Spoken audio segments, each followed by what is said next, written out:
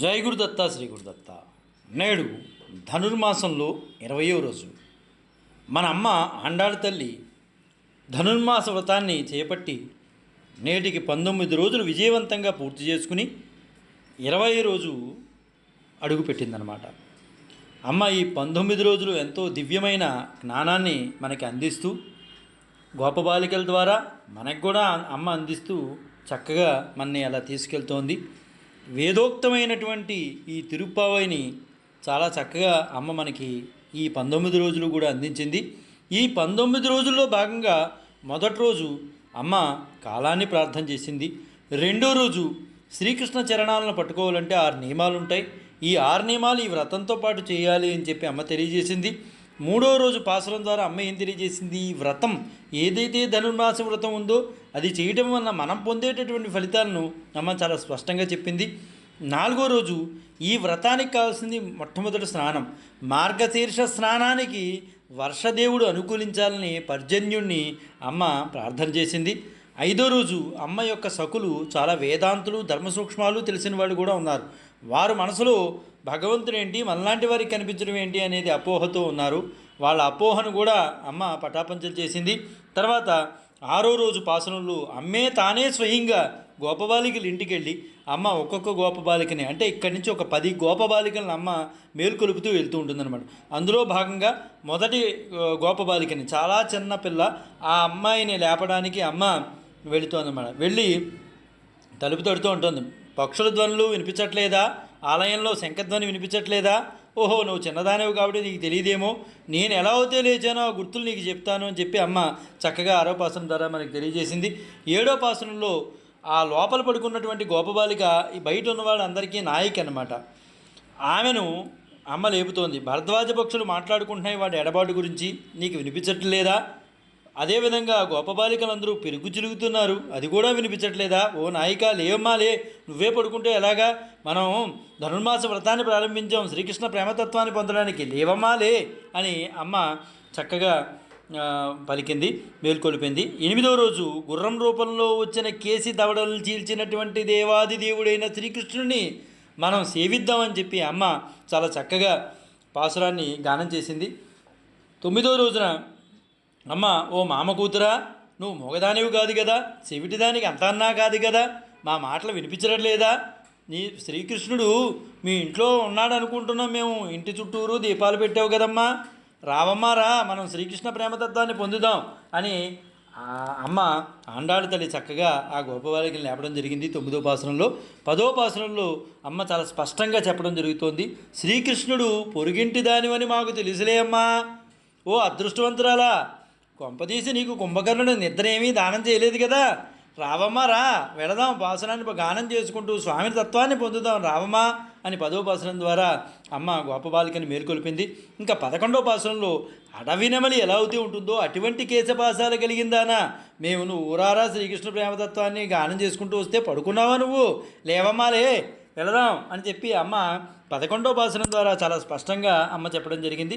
ఇంకా 12వ పాసనంలో అమ్మ ఏం చెప్పిందంటే, వారు ఆ ఇంట్లో ఉన్న వాళ్ళందరూ నిత్యకర్మలన్నింటినీ వదిలేసి శ్రీకృష్ణ తత్వంలోనే ఉన్నారు. అంటే పాలు పిదక్కుండా అలా వదిలేయటం వల్ల అలా పాలు కారిపోతూ క్షీరధారం అయిపోయిందనమాట. అక్కడ పైనేమో కిందేమో క్షీర సముద్రం, పైనేమో మంచు, మధ్యలో ఏమో హృదయం శ్రీకృష్ణ కళ్యాణ గుణాలను తలుచుకుంటూ హృదయం ద్రవించిపోతుంది. అమ్మ మేము తడిసిపోతున్నాం పైన మంచుతో, హృదయం ఏమో శ్రీకృష్ణ కళ్యాణ గుణాలతో, క్రిందేమో పాలవర్షం పాలధార అలా వెళ్ళిపోతుంది. మేము తడిసిపోతున్నాం తల్లి, తలుపు తీవమ్మా అని గడప దగ్గరకు వచ్చి అడుగుతున్నాం అని చెప్పి అమ్మ చాలా స్పష్టంగా గోపబాలికను లేపడం జరిగింది 12వ రోజున. ఇంకా 13వ రోజున అమ్మ ఎంత చక్కగా చెప్పిందంటే, అక్కడ రాముడు కృష్ణుడు భేదాభిప్రాయాలు వస్తున్నాయని వాళ్ళిద్దరూ ఒకళ్ళేరా, మీరు కంగారు పడకండి, లేవమ్మా, శుక్రుడు ఉదయిస్తున్నాడు, అదేవిధంగా బృహస్పతి అస్తమిస్తున్నాడు, ఇంకా పడుకున్న చాలేమ్మా, రావమ్మా, శ్రీకృష్ణ ప్రేమతత్వాన్ని పొందుదాం మనం అని 13వ రోజు పాసనంలో అమ్మ చాలా స్పష్టంగా చెప్పడం జరిగింది. ఇంకా 14వ పాసనంలో వేదాంతమైన విషయాలు అమ్మ చాలా చక్కగా చెప్పింది. ప్రామాణికులు ఎలా ఉంటారు, ప్రత్యక్షం, అనుమానం, ఆప్తవాక్యాలను అనుసరిస్తూ ఉంటారు అని ఆ మూడింటిని ఉదాహరణలుగా తీసుకుని ఎర్ర కలువలు వికసిస్తున్నాయి, నల్ల కలువలు ముకుళించుకుంటున్నాయి అని చెప్పి లోపలున్న గొప్ప బాలికని చక్కగా అమ్మ లేపడం జరిగింది. ప్రామాణికులు ఏదైతే పాటిస్తారో దాన్నే అనుసరించి వెళ్దాం, ఇది వేదోక్తమైంది అని అమ్మ చాలా స్పష్టంగా చెప్పడం జరిగింది. ఇంకా 15వ పాసురంలో గోపబాలిక చాలా దివ్యమైన జ్ఞాన సంపన్నురాలు. ఆ గోపబాలిక ఇదివరలో నేను వస్తాను అని చెప్పి లోపల అమ్మ పడుకుంది. ఆ గోపబాలిక అమ్మ అడుగుతోంది, వస్తావా, లేవమ్మా అని అనగానే అందరూ వచ్చారా అని లోపల నుంచి ఆ గోపాలు అడిగింది. అందరూ వచ్చారమ్మా, నువ్వే రాలా, రా, ఇంకా పడుకుంటావేంటి, శ్రీకృష్ణ ప్రేమతత్వాన్ని పొందడానికి వెళ్తున్నాం, అంత విజ్ఞత కలిగింది, నువ్వే పడుకుంటే ఎలాగమ్మా, రావమ్మా రా అని అమ్మ 15వ రోజు పాసనంలో చాలా చక్కగా చెప్పడం జరిగింది. ఇలాగా 6వ పాసనం నుంచి 15వ పాసనం వరకు ఈ 10 మంది దివ్యజ్ఞాన సంపన్నులైనటువంటి వాళ్ళని లేపి మేలుకొలిపి అమ్మ శ్రీకృష్ణుని పొందడానికి, ప్రేమతత్వాన్ని పొందడానికి తీసుకెళ్తోంది. ఇలా తీసుకెళ్తుంతో ఊర్లో చాలామంది కూడా అమ్మతో పాటు వెనువెంట వచ్చారు. అలా వీళ్ళందరూ కలిసి వెళుతూ ఈ దివ్యజ్ఞాన సంపన్నులతో పాటు అమ్మ కూడా వెళుతూ నందగోపుడి యొక్క భవనానికి వెళ్ళారు. అక్కడ రక్షకభటులు ఆపి కొన్ని ప్రశ్నలు వేస్తారు, దానికి సమాధానాలు చెప్పడం జరుగుతుంది 16వ పాసనంలో. తర్వాత 17వ పాసనంలో అమ్మ వాళ్ళ అనుమతి తీసుకుని కొద్దిగా లోపలికి వెళ్ళారో లేదో నందగోపుడు, యశోద, అదే తర్వాత 2-3 పడకలు కనిపిస్తాయి అన్నమాట, పానుపులు కనిపించగానే మొదటి 2 నందగోపుడు, యశోద అని తెలుస్తుంది. మూడోది కొద్దిగా మసగ్గా ఏదో కాలికి కడిగి ఉన్నట్టుగా తెలుస్తుంది. సరే, ఈ 2 పడకలు దాటి 3వ పడకకి వెళ్ళి అక్కడ గానం చేస్తారు శ్రీకృష్ణుడు అనుకుని. అప్పుడు బలదేవుడు లేచి, మీరు పొరపడ్డారు, ఇక్కడ శ్రీకృష్ణుడు లేడు, ఉన్నది నీలాదేవి భవనంలో ఉన్నాడని చెప్పి చాలా మెల్లగా ఎవరికీ తెలియకుండా అక్కడ బలదేవుడు వీళ్ళకి చెప్తాడు. వెంటనే వీళ్ళు నీలాదేవి భవనానికి చేరుకుంటారు. అయితే ఈ 18వ పాసనంలో ఏమి చెప్తోందంటే, ప్రతి దానికి పురుషకారం అనేది ఉంటుంది కాబట్టి కృష్ణావతారంలో నీలాదేవి పురుషకారంగా ఉంటుంది. అందుకనే అమ్మని ప్రార్థిస్తే గోపబాలికలందరూ కూడా చాలా చక్కగా అమ్మని ప్రార్థించారు. అమ్మని ప్రార్థించడం వల్ల అయ్యవారి దర్శనం అవుతుంది అని చక్కగా ఇక్కడ చెప్తోంది. అమ్మ దర్శనమే ప్రాథమిక దర్శనం. అమ్మ దర్శనం అయిన తర్వాత అయ్యవారి దర్శనం చేయాలి, ఎక్కడైనా సరే, ఎప్పుడైనా సరే, ఏ ప్రాంతంలో అయినా సరే. అందుకనే అందమైన దానా, తామరలు ఎలా ఉంటాయో అలాంటి హస్తాలతో తలుపులు తెరవమ్మా, కృష్ణతత్వాన్ని మేము పొందడానికి కోసం వచ్చామని చెప్పేసి పిలుస్తారనమాట. ఇంకా 19వ పాసనం అంటే నిన్నటి పాసనంలో గోపబాలికలందరూ కూడా ఎంతో చక్కగా ఉదాహరణతో లేపినప్పటికీ కూడా అమ్మ లేవడానికి రావడానికి ఇష్టపడట్లా. వెంటనే క్షణకాలంలోనే స్వామివారిని వదిలించుకోవడానికి కూడా అమ్మకి కొంచెం కష్టంగా ఉందన్నమాట. అప్పుడు వెంటనే వీళ్ళు అంటారు, అదేంటమ్మా, క్షణకాలం కూడా విరహాన్ని భరించలేకపోతున్నావా, ఏమిటమ్మా ఇది, మేము శ్రీకృష్ణదేవ ప్రేమతత్వాన్ని పొందడానికి కోసం వస్తే ఆయన కట్టేసి కూర్చోబెడతావా నువ్వు అని వీళ్ళు బయట నుంచి గోపబాలికలు కొంచెం కఠినంగా మాట్లాడతారు అమ్మ పట్ల. ఆ మాట్లాడంగానే అక్కడికి పాసురం నిన్న పూర్తవుతుంది. ఈరోజు 20వ పాసురంలో గోపబాలికలు ఏమన్నారు, లోపల నుంచి నీలాదేవి ఏమన్నది అనేది ఇవాళ మనకు తెలుస్తుంది. ఈరోజు అమ్మ ఏమని కీర్తిస్తున్నారు, అక్కడికి అయిపోయింది.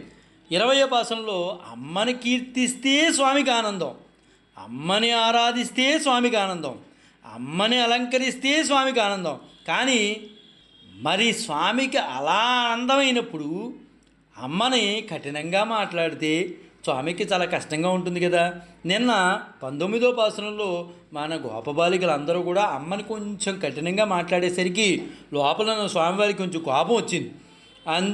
అందుచే స్వామి లేచి రాలా. ఈరోజు స్వామిని ఆయనకున్న పరాక్రమాది గుణాలతో ఈ గోపబాలికలు కీర్తిస్తున్నారు. ఆయనలో ఉండే జ్ఞానం, శక్తి, బలం, రుజుత్వం ఇలాంటి గుణాలతో వీళ్ళు స్వామిని కీర్తిస్తున్నారు. ఎందువల్ల అమ్మని కొంచెం కఠినంగా అనేప్పటికీ స్వామికి కోపం వచ్చింది. ఇప్పుడు స్వామిని వశపరుచుకోవాలనే ఉద్దేశంతో వీళ్ళు స్వామి గుణాలని కీర్తిస్తున్నారు. వీళ్ళు కీర్తిస్తున్నట్లు ఇక్కడ ఏంటంటే వీళ్ళు ఎంతో గానం చేయాలి, స్వామి యొక్క గుణగణాలను కీర్తిస్తున్నారు. ఇలాగే ఒకసారి బిలవమంగళుడు కూడా స్వామిని అత్యద్భుతంగా కీర్తన చేశారు. ఎంతో అది కృష్ణ కర్ణామృతంలో ఉంటుందన్నమాట. చాలా అద్భుతంగా అక్కడ కీర్తన అనేది జరిగింది. వక్షస్థలేచ విపులం నయనోత్పలేచ మందస్మితేచ మృదులం మదజల్పిచేచ బింబాదరే చ మధురం మురళీరవే చ బాలం విలాసనిధిమా కలయే కదాను వక్షస్థలే చ విపులం నయనోత్పలే చ మందస్మితే చ మృదులం మదజల్పిచే చ బింబాదరే చ మధురం మురళీరవే చ బాలం విలాసనిధిమా కలయే కదాను. ఎంత చక్కగా అక్కడ బిలవమంగళుడు కీర్తించాడంటే, విశాలమైన రొమ్ము కలిగినటువంటి వాడు, చిరునగవునందు మధుర వాక్యములందును సుకుమారుడును, మోవియందును పిల్లనగ్రోవి మ్రోతయందును మధురమైన వాడు, చక్కదనపు నిక్కముగా ఉండే శ్రీకృష్ణుడు నేను ఎప్పుడు చూస్తానా తహతహతహతలాడిపోయేట బిలవమంగళుడు. అలాగే ఇక్కడ మన అమ్మవాళ్ళు కూడా, గోదామాత కూడా, మన ఆండాళ్ళ తల్లి కూడా కీర్తిస్తూ ప్రారంభించిందన్న. స్వామిని కీర్తిస్తే ఇంక తప్పదు, స్వామినికే కీర్తించాలి. ఆయన కోపం వచ్చింది, అసలైన ఆయనకే, ఆయన గురించే వచ్చారు వీళ్ళు. ఆయనకే కోపం వస్తే ఎలాగా? ఆయన లేవలేదని ఆయనకి ఆనందాన్ని ఇచ్చేలాగా అమ్మ చాలా చక్కగా పాసురాన్ని కీర్తన చేస్తోందనమాట. 33 అమరర్కు మున్ సెன்று கப்பம் தவிர்க்குன் கலியே துயிலேளாய் செப்பமுடியாய் திரளடையாய் செற்றிருக்கு வெப்பம் குடக்கும் விமலா துயிலேளாய் செப்பன்ன முன்னிமலை செவ்வாய் சிறும் முருங்கல் நப்பின்னை நங்காய் துருவே துயிலேளாய் உக்கம்முன் தொட்டலியும் தந்துவுன் మణాళనై ఇప్పోదే ఎమ్మై నీరాట్టు ఏలోరెంబావాయ్. చక్కగా అద్భుతంగా అమ్మ కృష్ణుని గానం చేసిందనమాట. ఆండాళ్ళ తల్లి స్వామిని మేలుకొల్పడానికి ఆయన వైభవాన్ని చెప్తోంది. ఏమని చెప్తోంది? 33 అమర్రకు 33 వర్గాల దేవతలను మున్సెండ్రు ఆపదరానికంటే ముందే వెళ్ళి కాపాడే కప్పం తవిరుక్కం కలియే గొప్ప బలం కలవాడివి కదా. 33 వర్గాల దేవతలనే వాళ్ళకి ఆపద రాకుండానే ముందే వెళ్ళి కాపాడుతున్నావు కదయ్యా, నువ్వు అంత బలం కలవాడివి కదయ్యా. తుయిల్ ఏరాయ్ లేవయ్యా అని సావు అంటూ లేని దేవతల్నే వారు పిలవకముందే వెళ్ళి కాపాడుతున్నావు కదా. ఏమాత్రం కోరికలు లేకుండా కేవలం నువ్వు ఆనందంగా ఉంటే చూసిపోవాలన్న ఆకాంక్షతో వచ్చాం. మాలాంటి వాళ్ళ మాత్రం కాపాడవా స్వామి? మేము నీ దగ్గరికి రావడానికి తప్పైందా స్వామి? వాళ్ళు ఏమాత్రం చావు లేని వాళ్ళని, వాళ్ళకి భయం, ఇలా మనసులో భయం రాగానే వాళ్ళని వెళ్ళి కాపాడుతున్నవి. మేము మా పట్ల ఎందుకు స్వామి నీకు అంత కోపం అని అమ్మవాళ్ళు అంటున్నారన్నమాట. సెప్పం ఉడయాయ్ సత్య పరాక్రమశాలి, ఆడిన మాట తప్పనివాడా, నిన్న మాతో అందరితో కలిసి రమ్మని చెప్పావు కదా, నువ్వు మాట ఇచ్చి ఇప్పుడు నీ చుట్టూ తిప్పుకుంటావా మమ్మల్ని? ఏమైంది నీ మాట అని అడుగుతున్నారన్నమాట. తిరులుడయ్యాయ్ సర్వలోక రక్షణ సామర్థ్యం గలవాడా ఓ స్వామి, సెట్రార్కు మెప్పంకడక్కం శత్రువులకు దుఃఖాన్ని ఇచ్చే నిర్మలుడా, ఏ దోషం అంటని వాడా, తుయిల్ ఎరాయ్ నిద్రలేవయ్యా. అయితే స్వామి లేవకపోయేసరికి, అయితే నిన్న వీళ్ళు అమ్మ కోసం కొంచెం కఠినంగా మాట్లాడినందుకు స్వామికి కోపం వచ్చిందని వీళ్ళు గమనించి అమ్మను కీర్తిస్తారు. అంటే మేము స్వామి కోపం వచ్చింది అనుకున్నాం, అంటే స్వామికి అమ్మ కూడా కోపం వచ్చి ఉంటుంది అని అమ్మను కీర్తించడం మళ్ళీ ప్రారంభిస్తారు. సెప్పన్న మొన్మలై చెవ్వాయ్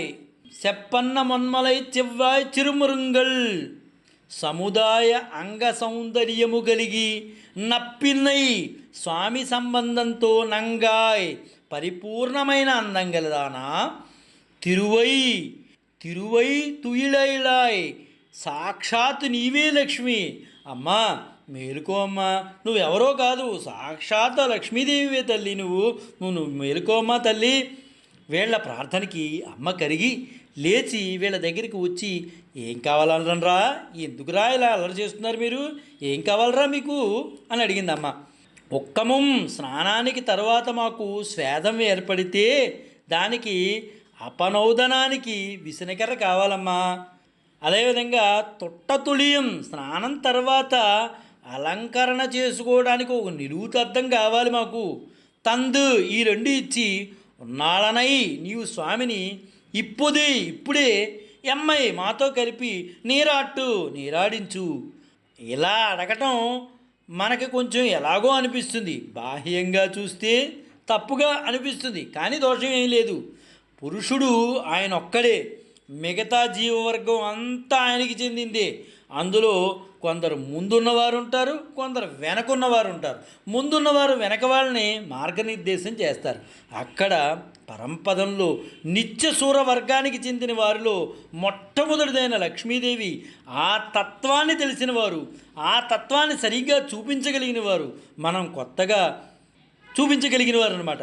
మనం కొత్తగా ఒక ఊరు వెళ్తే అక్కడ చెరువులో స్నానం చేయాలంటే పూర్తిగా బాగా తెలిసిన వారు ఈ సలహా ఇస్తే మాత్రమే మనం చేయగలుగుతాం, అదే చేయలేం. ఇక్కడ హరి అనేది ఒక గొప్ప సరస్సు, సంసార తాపాన్ని తొలగించగలిగేదే అది. హరి అనేది ఇక్కడ గొప్ప సరస్సు లాంటిది, మన యొక్క సంసార తాపాన్ని తొలగించేదే అది. అందులో అందరూ మునగాల్సిన వాడమే, తాపం తగ్గాలనుకునే వారంతా కూడా అందులో మునగాల్సిందే. వీళ్ళు వాళ్ళు అనేది ఏమీ లేదు. జీవులమైన మనకు కానీ పరమపదంలోని నిత్యసూర్యులకు కానీ ఇది ఉన్నది ఒకే ఒక్క సరస్సు, అదే హరి సరస్సు. అందులో మునిగితేనే ఈ సంసారంలో ఉన్న తాపం అంతా కూడా మనకి తొలుగుతుంది. ఆ హరి సరస్సు గురించి తెలిసిన దానివి నీవు మార్గం చూపిస్తే మేము దాంట్లో ప్రవేశించగలుగుతాం. మాకిక్కడ ఉన్నవాళ్ళు ఎవ్వరూ చెప్పలేరమ్మా, నువ్వే చెప్పాలి. ఆ హరి సరస్సులో మేము స్నానం చేస్తేనే మా తాపం మాకు తగ్గుతుంది అమ్మా అని ఆండాళ్ళ తల్లి నీలాదేవిని కోరుతుంది. పరమాత్మను చేరడానికి అమ్మ ఒక మధ్యవర్తిగా పనిచేస్తోంది ఇక్కడ. అంటే ఒక పురుషకారంగా ఉంది అమ్మ. భగవంతుని యొక్క కళ్యాణ గుణాల జలాలతో మనం నీరాడుదాం. దాన్నే మనకు అమ్మ తిరుప్పావై రూపంలో మనకి అందించింది. ఇప్పుడు అమ్మ కూడా వీళ్ళతో కలిసి మార్గనిర్దేశం చేస్తోంది. చక్కగా ఏం కావాలి అని అడిగింది, దానికి సంబంధించినవన్నీ వీళ్ళు చెప్పారు. అమ్మ హరి అనే సరస్సులో మేము స్నానం చేస్తే కానీ మా తాపం తగ్గదమ్మా, మా మనసులో ఉన్నటువంటిది తగ్గాలి అంటే అక్కడ హరి అనే సరస్సులో మేము స్నానం చేయాలి. అందువలన అనుగ్రహించమ్మా. మేము స్వామిని అనుగ్రహింపజేసి విసనకర్ర అద్దము ఇప్పించి స్వామితో పాటు మమ్మును కూడా మంగళ స్నానం ఆచరింపజేయమ్మా అని ఈ రోజున 20వ పాసనంలో గోదామాత నీలాదేవిని కోరుతుంది. రేపటి 21వ పాసనంలో మళ్ళీ మనం కలుద్దాం. జై గురుదత్త, శ్రీ గురుదత్త, శ్రీపాద శ్రీవల్లభ చరణదాసుడు, మానికొండ రాజశేఖర శర్మ, రాజమహేంద్రవరం.